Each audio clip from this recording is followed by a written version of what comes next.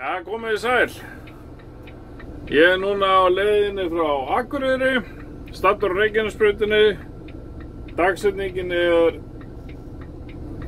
19. mars 2021 og það byrjað eldgos í Faraldalsfjallinu og við sjáum bjarmanaði. Það vonandi sést það í vídeóinu. Þetta er tekið á síma. Eruption in Iceland, 21st of March 2021. Maybe you can see the lights.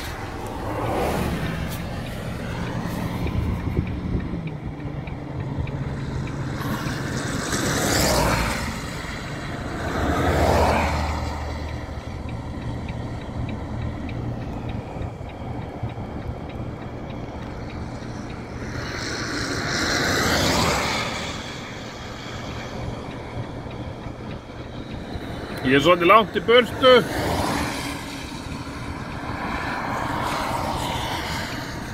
Ég tók ljósmyndir af þess að sést betur.